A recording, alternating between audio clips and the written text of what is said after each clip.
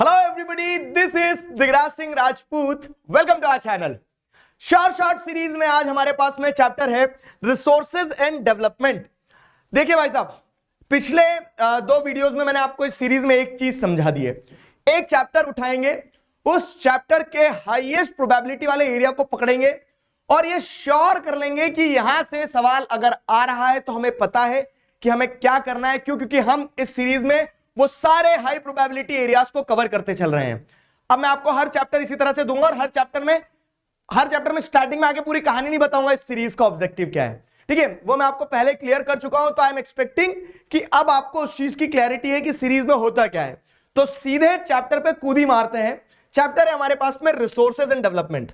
अब देखो, resources and chapter का अगर ओवरव्यू मैं आपको दूं तो जो इन बच्चों के पास पुरानी किताबें हैं ना, पुरानी किताबों में एक टॉपिक है क्लासिफिकेशन ऑफ रिसोर्सेज. मजे की बात यह है कि नई किताब के हिसाब से, नए सिलेबस के हिसाब से उस चैप्टर को मतलब उस टॉपिक को अब नहीं पढ़ना है, वो है ही नहीं. ठीक है, तो उस टॉपिक का सिरदर्द मत लेना कि वो सर कैसे याद करेंगे स्टॉक, पोटेंशियल और पता नहीं कौन कौन से रिसोर्स. वो क्लासिफिकेशन ऑफ रिसोर्स है ही नहीं. ठीक है, सिलेबस में नहीं है. तो चैप्टर आपका शुरू होता है सिंपल किसके साथ में? चैप्टर शुरू होता है कॉन्सेप्ट के साथ में. अब मैंने चैप्टर को ना 3 हिस्सों में बांटा है. देखना, सबसे पहले चैप्टर के कॉन्सेप्ट के बारे में बताया गया है. क्या है चैप्टर का कॉन्सेप्ट? तो चैप्टर के कॉन्सेप्ट में आपको रिसोर्स के बारे में बताया गया है. तो रिसोर्स क्या होता है? हर वो चीज जो हमारी नीड को सेटिस्फाई कर रहा है, इकोनॉमिकली मतलब नीड को सेटिस्फाई कर रहा है, टेक्नोलॉजिकली एक्सेसिबल है, इकोनॉमिकली फीजिबल है और कल्चरली एक्सेप्टेबल है. ये सिंपल डेफिनेशन थी. Everything that satisfy our needs provided it is technologically accessible, economically feasible and culturally acceptable, वो रिसोर्स कहलाता है. तो ये रिसोर्स की अगर हम बात करें ना, तो रिसोर्स क्या है? रिसोर्स तरह तरह के रिसोर्स होते हैं. हम पूरे चैप्टर में 2 रिसोर्स पढ़ेंगे मेजर, एक लैंड एज ए रिसोर्स, एक सॉइल एज ए रिसोर्स. ठीक है, तो पहले चैप्टर का कॉन्सेप्ट जो है, ये कॉन्सेप्ट वाला पार्ट बहुत इंपॉर्टेंट है, ध्यान रखना. क्यों? क्योंकि प्रीवियस ईयर के ट्रेंड को एनालाइज करेंगे ना, तो कॉन्सेप्ट वाले पार्ट से सब्जेक्टिव क्वेश्चंस आए हैं, मल्टीपल टाइम आए हैं. तो जैसे कॉन्सेप्ट शुरू होता है सबसे पहले डेवलपमेंट ऑफ रिसोर्स से, कि रिसोर्सेज का डेवलपमेंट जरूरी है. उसके 3 कारण दिए गए हैं, आपको बताया गया कि एक्सप्लॉयटेशन हो रहा है रिसोर्सेज का, सोसाइटी हैव्स हैव नॉट्स में डिवाइड हो जा रही है, ग्लोबल इकोलॉजिकल क्राइसिस देखने को मिल रहे हैं. ठीक है, तो इसलिए रिसोर्सेज का डेवलपमेंट जरूरी है. और डेवलपमेंट को अचीव करने के लिए क्या स्टेप्स लिए गए? तो सस्टेनेबल डेवलपमेंट की बात की गई, रियो डी जेनेरियो एजेंडा 21, ये वो सारी पूरी कहानी. मैं बहुत ज्यादा जोर नहीं दे रहा हूं. क्यों? क्योंकि इन पे बहुत मल्टीपल टाइम क्वेश्चन आए नहीं है, लेकिन आपको ये समझ में आ रहा है कि हाँ, थ्योरी वाले एस्पेक्ट पे डेवलपमेंट ऑफ रिसोर्स ये वाला जो चीज है, एक वो तीन कारण बताया गया कि क्यों डेवलपमेंट ऑफ रिसोर्स जरूरी है. ठीक है, फिर उसके लिए क्या स्टेप्स लिए गए, तो वही सस्टेनेबल डेवलपमेंट एजेंडा 21 और ये सारी कहानी. फिर अगर आगे बढ़े तो ये बात की गई कि अब अगर आपने रिसोर्स को डेवलप कर लिया तो आपको प्रॉपर प्लान करना होगा कि उस रिसोर्स को कैसे यूज किया जाए. और उसकी जरूरत क्यों है? क्योंकि रिसोर्सेज अनइवनली डिस्ट्रीब्यूटेड है. ठीक है, तो एक मिक्स क्वेश्चन आता है कि why resource development resource planning is required, what is the need for it. तो रिसोर्सेज अनइवनली डिस्ट्रीब्यूटेड है. और इंडिया में कैसे हो रही है रिसोर्स प्लानिंग? तो वो 3 स्टेप रिसोर्स प्लानिंग जो है इंडिया में, आइडेंटिफिकेशन ऑफ रिसोर्सेज. ठीक है, फिर उसके बाद में क्या होता है कि एप्रोप्रिएट टेक्नोलॉजी इवॉल्व करना कि कैसे एक्सट्रैक्ट करोगे, और तीसरा रिसोर्स डेवलपमेंटल प्लान को नेशनल डेवलपमेंटल प्लान से मैच करना. तो 3 स्टेप रिसोर्स प्लानिंग के बारे में बताया गया चैप्टर में. और फिर बताया गया है कि कंजर्वेशन रिसोर्स का क्यों जरूरी है, तो गांधीयन आइडिया, गांधीयन फिलॉसफी और वो सारी चीजें. तो अब ये जो चैप्टर का कंसेप्ट वाला पार्ट है, इस कंसेप्ट वाले पार्ट से इसमें बता रहा हूं आपको कि डेवलपमेंट ऑफ रिसोर्स क्यों जरूरी है, रिसोर्स प्लानिंग की नीड और 3 स्टेप रिसोर्स प्लानिंग. इन टॉपिक्स को हाई प्रोबेबिलिटी जोन में रखना है अपने को. ठीक है, ये चैप्टर का कॉन्सेप्ट समझा देते हैं. अब रिसोर्स का कॉन्सेप्ट समझने के बाद में रिसोर्स का एग्जांपल जो है ना, तो लैंड एज ए रिसोर्स एक एग्जांपल हो गया. अब लैंड एज ए रिसोर्स जो है, तो लैंड एज ए रिसोर्स में क्या हो रहा है? लैंड एज ए रिसोर्स में आप देखते हो तो लैंड यूटिलाइजेशन के बारे में बताया गया. जो लैंड यूटिलाइजेशन का पूरा टॉपिक है ना, कि लैंड जो है कहां कहां यूज हो रही है, तो फॉरेस्ट में है, फिर उसके बाद में बैरन लैंड जो हो गया वो देख लिया, फिर land not available for cultivation, फिर उसके बाद में आप जैसे देख रहे हैं तो क्या फैलो लैंड वगैरह, ये सारा सब कुछ आ रहा है. तो वो वाले टॉपिक से ऑब्जेक्टिव क्वेश्चन बन सकते हैं. आपसे लैंड यूटिलाइजेशन पे सब्जेक्टिव क्वेश्चन कोई नहीं पूछेगा, ऑब्जेक्टिव बनेंगे. कल्चरेबल वेस्टलैंड क्या होती है, कमेंट्स में बताना आप मुझे. ठीक है, तो ऐसे ऑब्जेक्टिव क्वेश्चन बनते हैं इस पे से. फिर land use pattern in India से कोई क्वेश्चन नहीं आता, इसको अपन लो प्रोबेबिलिटी जोन में छोड़ सकते हैं. तो मैं चैप्टर का फ्लो भी बताते चल रहा हूं. तो लैंड एज ए रिसोर्स जब पढ़ते हैं तो लैंड यूटिलाइजेशन देखते हैं, इंडिया में लैंड यूज पैटर्न क्या है वो देखते हैं. फिर हम देखते हैं कि लैंड डिग्रेड हो रही है, ये समस्या है, लैंड डिग्रेडेशन हो रहा है. ठीक है, तो जब चैप्टर पढ़ाते समय भी मैंने आप लोगों को समझाया था कि अगर सिरदर्द हो रहा है तो उसका सोल्यूशन क्या होगा कि सिरदर्द बंद करने की दवाई ले लो। तो लैंड डिग्रेडेशन के सारे कॉजेस, डिफॉरेस्टेशन हो रहा है, माइनिंग हो रही है, ओवरग्रेजिंग हो रही है, तो यही उसके समाधान भी रहेंगे कि अफॉरेस्टेशन करो, माइनिंग को कंट्रोल करो, ओवरग्रेजिंग को कंट्रोल करो। तो लैंड डिग्रेडेशन और उसके कंजर्वेशन मेजर्स, ये थ्योरी पे भी आता है क्वेश्चन और ऑब्जेक्टिव में ये हर साल रिपीट होता है कि माइनिंग के कारण किन स्टेट्स में लैंड डिग्रेडेशन हो रही है, ऐसे वाले क्वेश्चन। ठीक है, मैं अभी आपको रेफरेंस दूंगा। तो land degradation and conservation measures हो गया। अब लैंड एज ए रिसोर्स में इतना ही बताया गया है। उसके बाद में उसी के पैरेलल में दूसरा जो रिसोर्स का एग्जांपल आपको दिया गया है बुक में, वो सॉइल का दिया गया है, सॉइल एज ए रिसोर्स। तो पहले तो क्या है, क्लासिफिकेशन है सॉइल का। इस पे मैं एक अलग से वीडियो बना के दूंगा, एक वो चार्ट कि कैसे ट्रिक से याद रखना है पूरे के पूरे सॉइल्स को।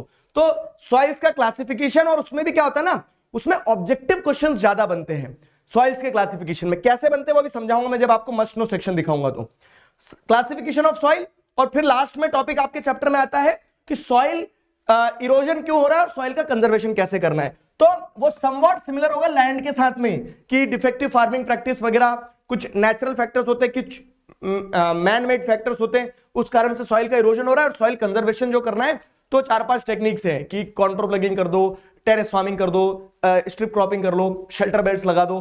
फाइन, तो ये पूरे चैप्टर की रूपरेखा है। अब मैंने आपको चैप्टर की रूपरेखा में ब्रॉड पॉइंट्स बता दी कि कहां से कैसे क्वेश्चन आते हैं। अब अगर उसको मस्ट नो सेक्शन में देखें तो सबसे पहली चीज तो क्या है, जो कॉन्सेप्ट वाला पार्ट बताया चैप्टर का कि development of resource, resource planning, conservation of resource, यहां से सब्जेक्टिव क्वेश्चंस आते हैं। ठीक है, तो वो सब्जेक्टिव क्वेश्चन ध्यान रखना है। जैसे इस तरह से क्वेश्चंस आए हैं फॉर प्रैक्टिस, जैसे अगर आप देखोगे तो वही कि resource planning is a complex process, तो वही 3 स्टेप रिसोर्स प्लानिंग लिखना है आपको। ये देखो 2019 में, 20 में अलग अलग सेट्स में, ये 21, 22, 23, 24, मतलब हर साल है। मैं आपको कुछ रेफरेंस के लिए सिर्फ कुछ ही सैंपल देता हूं। ठीक है, आगे अगर देखोगे तो चैप्टर में आगे बढ़ते हैं, कॉन्सेप्ट वाले पार्ट से सब्जेक्टिव क्वेश्चन आते हैं। फिर आ जाओ आप कहां, फिर लैंड एज ए रिसोर्स पे आओगे ना, तो एमसीक्यू और सब्जेक्टिव क्वेश्चंस जो हैं वो main reason for land degradation पे आते हैं। जैसे ये है, एक एग्जांपल देखो, कमेंट सेक्शन में इसका आंसर बताना बच्चों, क्या कि mention the main reason for land degradation in states like Jharkhand, Chhattisgarh and Odisha. तो लैंड डिग्रेडेशन अलग अलग कारणों से, ओवरग्रेजिंग से भी होता है, ओवरग्रेजिंग से किन स्टेट्स में होता है, माइनिंग से किन स्टेट्स में होता है, तो वो आपको बताना है। ओवर इरिगेशन से भी लैंड डिग्रेडेशन होता है, किन स्टेट्स में होता है। तो मेन रीजन क्या है लैंड डिग्रेडेशन का, वो आपको सब्जेक्टिव तरीके से कह सकते हैं, ऑब्जेक्टिव तरीके से पूछा जाएगा। और यही सब्जेक्टिव में भी क्वेश्चन आता है, जैसे how is overgrazing responsible for land degradation in Gujarat. Got it. तो ये वाले पार्ट से सब्जेक्टिव ऑब्जेक्टिव शॉर्ट में पूछे गए हैं। ये 2019 का रेफरेंस दे रहा हूं, 2023 का रेफरेंस दे रहा हूं मैं आपको। ठीक है, कमेंट सेक्शन में इसका आंसर बताओगे आप। अब वही चैप्टर में आगे बढ़े तो कॉन्सेप्ट वाले पार्ट से कैसे क्वेश्चन आएंगे बता दिए, कॉन्सेप्ट के बाद में मैंने बता दिया लैंड वाला, लैंड एज ए रिसोर्स वाले पार्ट से कैसे क्वेश्चन आएंगे। और फिर तीसरा जो मस्ट नो सेक्शन है ना, वो क्या है कि सॉइल वाला जो पूरा सेगमेंट है, तो कोई भी सॉइल आपसे पूरी पूछी नहीं जाएगी। देखो प्रोबेबिलिटी है, लेकिन जो ट्रेंड रहा है ना, इन जनरल ट्रेंड रहा है इस चैप्टर से, सॉइल के ऊपर ऐसे क्वेश्चन बहुत बने हैं। क्या कि वो आपको कुछ स्टेटमेंट दे देंगे और मोटा मोटी आपको सॉइल्स ध्यान रखना होगी। जैसे ये पूछा गया कि हाई टेम्परेचर वाला एरिया होता है जहां पे इंटेंस लीचिंग होती है और यहां की सॉइल में ह्यूमस कंटेंट बहुत कम होता है, ये कौन सी सॉइल है। अब यही सॉइल उन्हें अगर मान लो ब्लैक सॉइल का पूछना होगा तो कॉटन ग्रोइंग सॉइल होती है। इसमें आपको क्या देखने को मिलता है कि ये जो सॉइल रहती है रिच इन कंटेंट रहती है, ये सॉइल गीली जब होती है तो स्टिकी हो जाती है, सूखने पे क्रैक्स डेवलप हो जाते हैं, तो वो ब्लैक सॉइल का हो गया। तो ऐसे सॉइल के आपको क्या पॉइंटर्स ध्यान रखना है। I will give you one specific video कि सॉइल को याद कैसे रखे, वो हैक कैसे कर सकते हैं अपन। ठीक है, तो सॉइल वाले सेगमेंट से यहां से क्वेश्चन बनते हैं। सारी सॉइल्स आपको क्या होना चाहिए, सारी सॉइल्स के फीचर्स पता होना चाहिए क्योंकि ऑब्जेक्टिव बन रहे हैं। फाइन, जैसे ये एक और देख लो, ये कब का है, 2020 का, ये 2024 का, 2020 में ऐसे क्वेश्चन आए। और ऐसे बहुत सारे क्वेश्चन है, मैंने सिर्फ 2 एग्जांपल के लिए रखे हैं। क्या सॉइल का फीचर पढ़ो और नेम दी सॉइल, ये 3 है और उसका आपको सॉइल का नाम बताना है। हाई रेनफॉल एरिया में होती है, इंटेंस लीचिंग के कारण ह्यूमस कंटेंट लो होता है। सेम आ गया ना, तो इस तरह से क्वेश्चन आ रहे हैं। अब आपको इसका कमेंट्स में आंसर बताना है। फाइन, अब अगर मैं प्रैक्टिस के लिए क्वेश्चंस दूं कुछ आपको, तो जो थ्योरी वाले क्वेश्चंस याद कर ही लेना एकदम। वो कौन कौन से हो जाएंगे, एक तो वही कि जो डेवलपमेंट ऑफ रिसोर्स वाला टॉपिक है उससे ऐसा आता है कि इनडिस्क्रिमिनेट यूज से क्या प्रॉब्लम्स होती हैं। फिर क्या है रिसोर्स प्लानिंग क्या है, उसके एग्जांपल दो, क्यों जरूरी है, मतलब नीड हो गया, और 3 स्टेज रिसोर्स प्लानिंग क्या है, तो 3 स्टेज रिसोर्स प्लानिंग आपने लिख दी। फिर एक क्या है, लैंड डिग्रेडेशन फैक्टर्स क्या है उसके रिस्पॉन्सिबल, तो लैंड डिग्रेडेशन उसके फैक्टर्स रिस्पॉन्सिबल और मेजर्स। तो ये मिनिमम बेयर मिनिमम है कि ये 3 आंसर्स याद कर लेना। ये शॉर्ट है कि ये एरियाज वो है जहां से हाई प्रोबेबिलिटी है क्वेश्चंस बन के आने की। ठीक है, सिंपल है, रिसोर्स एंड डेवलपमेंट से इतना ही अपने को ध्यान रखना है। ये नोट्स मैं तुम्हें टेलीग्राम चैनल पर दे दूंगा, टेलीग्राम चैनल की लिंक डिस्क्रिप्शन में है। और इसी तरह से हर एक चैप्टर का शॉर्ट एरिया अपन कंफर्म करते चलेंगे। क्या करना है आपको, बस मैं आपको वीडियोस देते जाऊंगा और आपको उन वीडियोस को देख के उस तरह से पढ़ते चलना है, समझते चलना है, जो जो बता रहा हूं इंपॉर्टेंट उसको लिखते चलना है। और लिखने के बाद में एक बार चेक बैक कर लेना है कि आपसे वो बन रहा है नहीं बन रहा है। फाइन, तब तक अपना ध्यान रखो, मुस्कुराते रहो। अभी के लिए साइन ऑफ करता हूं, signing off with this, together we can we will. Thank you very much.